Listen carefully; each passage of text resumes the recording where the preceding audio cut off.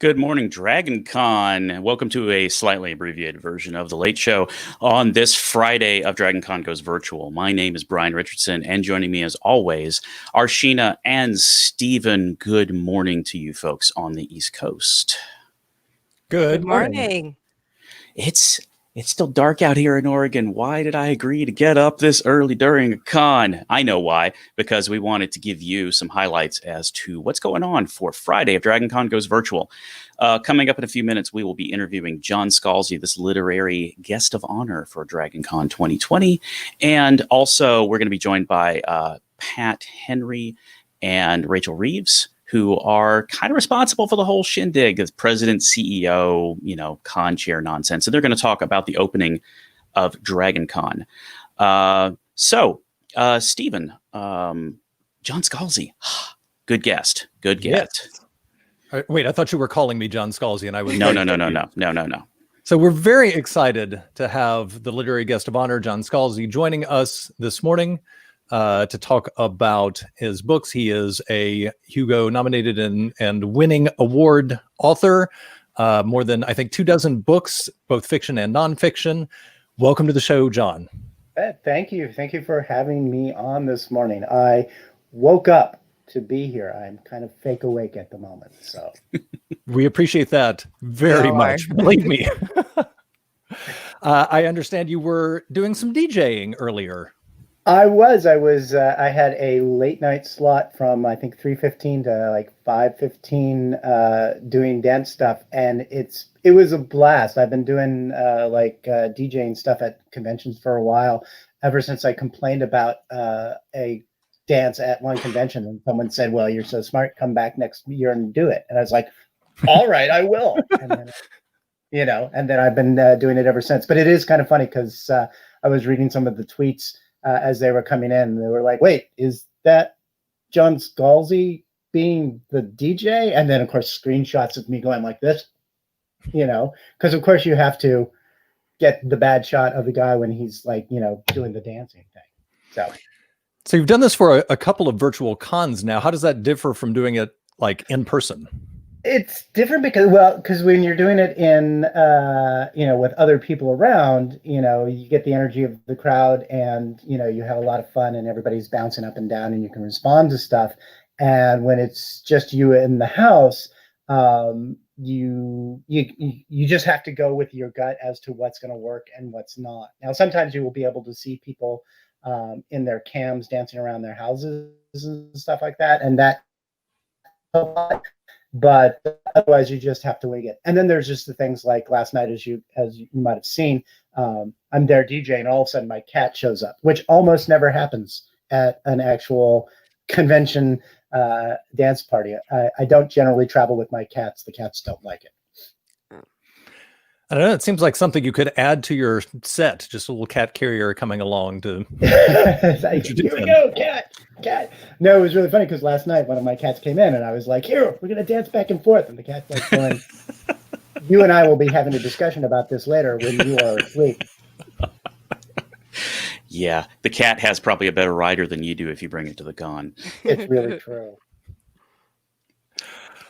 Along those lines, we got a question from Amora of Asgard on Discord asking, what's something you wanted to spin during your set, but you ran out of time? The thing is that I usually play a fair amount of like 80s stuff because that's my generation. So there were two things that I would have snuck in. One, Take On Me. Simply because everybody sings along to it and nobody can hit that high note, but everybody hits it wrong differently. So it averages out to actually hitting it, which is fascinating. And then the other thing that I like to do is there's a band that's called Rock Sugar, and it's and the lead singer is Jess Parnell, who was a Wacko fame. And one of the things that they do is they combine like heavy metal hits with kind of lighter pop hits of the 80s. And so they have a song that's called Don't Stop the Sandman, which blends Metallica and Don't Stop Believing. So, Enter Sandman and Don't Stop Believing. And you wouldn't think that it works and you wouldn't think it would work at a dance. But I got to tell you, every time I put it on at a dance, everybody starts off going, "Yeah, Metallica, we're going to pretend to be really heavy." And then you start singing the lyrics to Don't Stop Believing, and people's minds get blown, and they all turn into they run around and like screams like, "Yes, this is the best song ever. It's so amazing." It's a heck of a lot of fun to do, and it's fun to watch people's expectation of what the song is completely change. They really get into it. So should we do a live shot of that? That's a live edition of that. We will definitely be bringing that one to it. I'm sorry, my wife is over here. Look, it's Fishy. Say hi, Fishy. Hi. Oh, She's leaving, so she's saying goodbye to me. Give me a kiss. Aw. Okay. Aw, that's so oh, sweet. too sweet. Yeah, there's your live TV. Hi. We got another question from Candy Geek on Discord asking for your top 3 burrito fillings. Ooh. Is this a tease for the panel on Saturday? I was going John? to, in fact, that seems like you can promote. Yes, absolutely. The funny thing is that, the burritos have to be, I think they do have to be spontaneous. So a lot of it is, what do you have on hand? What are you going to work with? So that said, if I had to choose 3, I mean, bacon's always a good one. You can't go wrong with bacon. I recently on Twitter did a burrito that had peanut butter in it, and it worked surprisingly well. So I'm going to throw that one out as one for people to consider. And then a good chutney. I think those 3 things you can't go wrong with. Excellent. You'll probably see us go wrong with some burrito experiments on the Saturday panel at 1 p.m. in Maine. John treated me to a tour of his home, and that had us stop in the kitchen. And I think because you're a person who does a lot of press engagements on books, we just felt like we had to have a cooking segment. Yeah, absolutely. So yeah, absolutely had to do it. And the thing is, I don't think we went wrong. I think we went so right. I learned a lot. And you can watch that painful learning experience Saturday at 1 p.m. on the main programming channel. You took the Lipitor before you made the burrito. Is that right? Yes. Ask your doctor if burritos are right for you.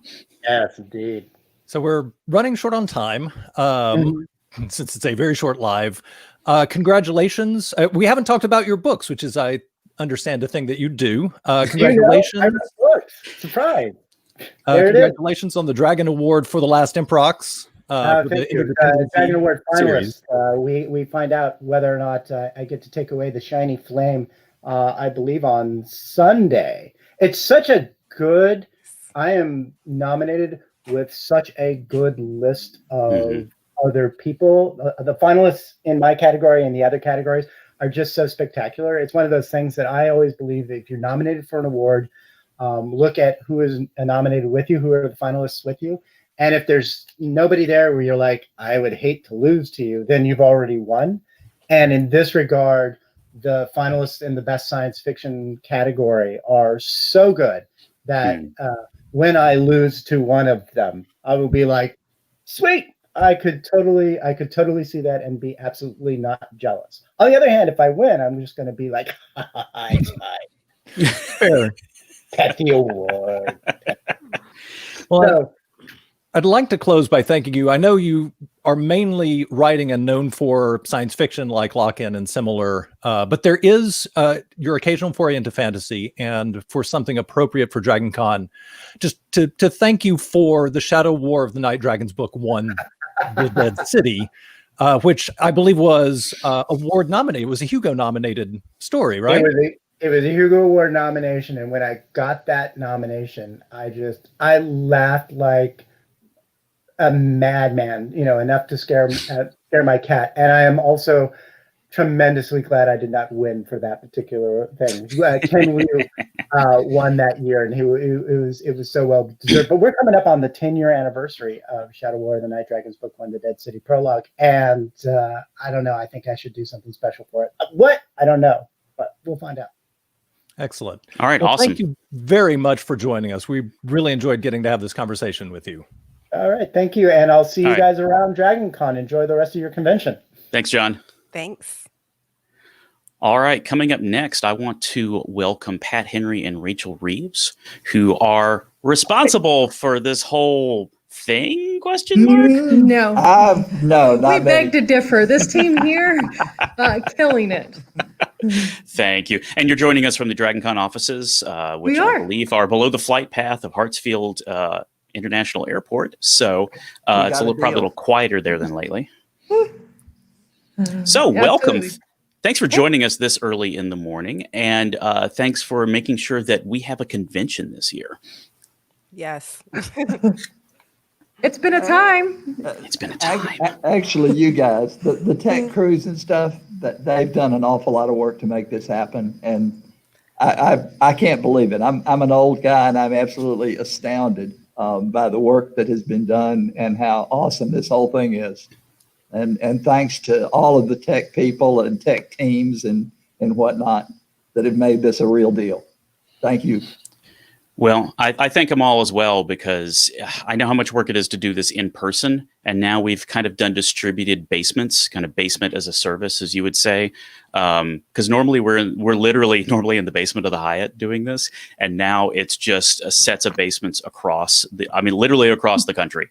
I'm in Oregon. Stephen is in Alabama. Sheen is back in Atlanta. We've got people in Tennessee. We've got everybody kind of pitching in on that. So, Pat, what else do you think we should highlight for the con this year? Like, what are your thoughts coming into this sort of cloud-based convention that we're pulling off? I think you guys have done an incredible job. I always am interested in the parade, and I think that the whole thing that you guys have done online is pretty much DragonCon with a few less hugs. And a couple of less cocktails, maybe, but Maybe not. I've started to see our people are getting creative. All of our bars were full in the Discord server last night. Everybody was having a good time together. So I'm not sure the drinks won, but I think you're right on the hugs. For well, sure. in my day, we called them drinking games and had a number of things. Still in our day too. Oh, okay. So good. Well, good. Turns out there's a bingo card and everything. On that note, we would actually have a quick question from Discord from Starlorn. Do you think conventions will be more accessible going forward with the lessons we've learned from throwing a virtual convention? Without a doubt. I think that that's something that actually Pat and I have talked extensively about. I think we're changed forever, for the good. For the better, absolutely. Yeah. Yeah, as far as interacting even at the con or not at the con, I think it's going to be an incredible process coming in 2021. With what you guys have done in 2020 has just laid a groundwork that is incredible. The future is limitless for us. And I think people will really enjoy themselves. Cool. Well, on behalf of everybody who's volunteering for the convention, I want to thank the both of you for putting the time and effort, everything behind the scenes, booking the guests, all the minutia that people don't see that leads up to the rest of the nerds being able to do something online. Thank you both for making that happen. I get a little bit of a window into that and how much planning and love goes into it. And from all of us doing it, it's the same love letter that you're giving to the rest of the fans, and we deeply appreciate it. So sit back and relax in the office. I think we'll drive it from here. But Pat, Rachel, thank you very much. And from everybody at DragonCon, thanks for doing what you've done for so long. Thank you guys, and enjoy. Have a good time. Enjoy every moment that you can. Right. Thank you. And on that note, sorry, go ahead. Yeah, on the thank yous, I did want to thank the fans. It's ridiculous the number of people that have rolled over to 2021. The vendors, everybody's staying with DragonCon, believing in 2021, and the volunteers and the staff is incredible, and really a surge of energy for us to keep going and to do what DragonCon does, which is confusing but need to be done. So anyway, thanks to everybody. Absolutely. All right. Thank you, Pat. Thank you, Rachel. And on the note of fan interaction, I'd like to bring Brianna on because we're going to talk about the daily fan challenges that we have issued to our homebound DragonCon residents. Brianna, tell us about our daily fan challenges. Hey everybody, let me go ahead and just dive right in. So we are presenting the daily fan challenges, which are daily competitions to test your creativity in an 8-hour limit. The contest will run daily from today, Friday, September 4th, through Sunday, the 6th. Themes for these categories will be announced each morning here on The Late Show, as well on Instagram and Twitter. You must be able to submit on Instagram and Twitter using designated category hashtags by 5 p.m. Eastern Time. To prove that you're the creator, you need to have the designated hashtag incorporated somehow, whether you write it on a piece of paper or you put it in the image. We just want to make sure it's yours. So what we want you to know is winners will be announced on the DragonCon update as well on Instagram and Twitter by 6:30 p.m. Each category winner will win $10 in DragonCon store credit and be eligible for grand prizes at the end of the con. There are 4 daily challenges for categories. There's cooking, cosplay, crafting, and kids. And there will be a theme each day. And today's theme is homecoming. Yeah. For cooking, submissions can be anything that is edible, from cakes to drinks to spaghetti, as long as the item emulates the theme of the day. Today's cooking challenge is fandom comfort food. We ask you to submit your best recreation of your character's home-cooked meal. After the show's over, I will be adding green food coloring to oat milk so I can feel more like Luke Skywalker in isolation. In terms of cosplay, you can submit costumes, makeup designs, already owned pieces, things that you put together with material around your house. I know cosplayers, you've probably got lots of it hanging around. The more creative use of non-traditional items, the better. Today's challenge is heroes at home. What are your favorite heroes doing in quarantine? Good category. So for craft submissions, anything you can make with your hands, such as props, art, paper mache, Lego replicas, etc. Make Legolas out of Legos. Your imagination is the only limit. For the crafting category, today's challenge is Relaxation Nation. Create something that would be used to help your character relax. Interesting to see those entries. Ooh, that sounds nice. So for the kids, submissions must be done by children under the age of 12. And this category will include things that your child can cook, cosplay, or craft. For the kids category, today's challenge is Secret Lair. So design your secret base, draw us a blueprint, or you can build it at home and send it our way. Nice. Very nice. All right. And that is a great place to end it. Brianna, thank you for joining us today. We're going to keep up with those fan challenges as we go through the week. We're sorry for the abbreviated version this morning. The usual gremlins got us. We fed them after midnight. What were we thinking?